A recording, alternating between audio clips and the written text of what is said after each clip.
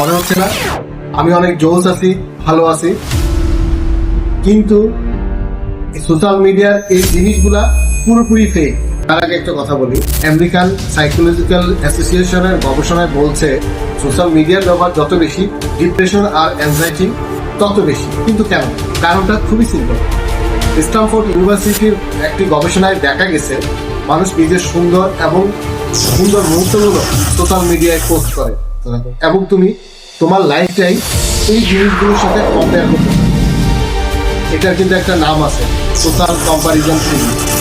1954 সালে psychologist Leone ফেস্টিঙ্গার বলেছিলেন মানুষ স্বাভাবিকভাবে অন্যের সাথে নিজেকে তুলনা করে, আর সোশ্যাল মিডিয়া সেই প্রকৃতিতে 24 ঘন্টাই ফুয়েল করছে। আমাকে দেখলে মনে হয় না আমি কত এনজয় করতেছি, খেলাধুলা করতেছি, জিম করতেছি, দেশের বাইরে যাচ্ছি, ইন্ডিয়াতে যাচ্ছি, কত চিল করতেছি, কত মজা করতেছি, মনে হচ্ছে না একটা পারফেক্ট লাইফ এনজয় করতেছি। বাট না, আমার নিজের দিনের বেশিরভাগ সময় আমার মন খারাপ থাকে, আমি নানান বিষয় নিয়ে হতাশ থাকি, ডিপ্রেশন কাজ করে, আমার ভিডিও বানাতে ভালো লাগে না, রাস্তায় একা একা হাঁটতে ইচ্ছে করে। আমি শুধু আমার ঘটে যাওয়া ভালো জিনিসগুলাই সোশ্যাল মিডিয়াতে দেখাই, খারাপ জিনিসগুলো কিন্তু না।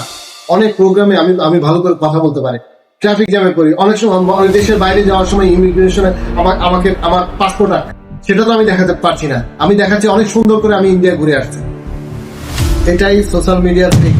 সোশ্যাল মিডিয়ায় আপনি কারো ভালো স্কিন দেখে নিজের স্কিনের প্রতি ইনসিকিউর হচ্ছে, কারো ট্রাভেল ব্লগ দেখে মনে হচ্ছে আমি কেন এখানে পড়ে আছি। সম্পূর্ণ ফেক। তারা কেবল আপনাকে ভালোটুকু দেখাচ্ছে, খারাপটুকু দেখাচ্ছে না।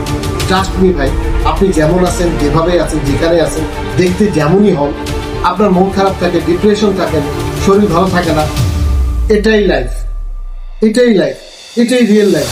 আপনি যেমন আছেন এটাই হচ্ছে রিয়েল। সোশ্যাল মিডিয়া যেটা দেখাচ্ছে এটা হচ্ছে ফেক। কমেন্ট করে জানান সোশ্যাল মিডিয়ার কারণে আপনার লাইফে আর কি কি ইম্প্যাক্ট করতে পারে যা আমি মিস করে গেছি। And share this video. Social media আপনার লাইফে কোনো ইম্প্যাক্টই ফেলতে না পারে যদি আপনি একজন স্ট্রং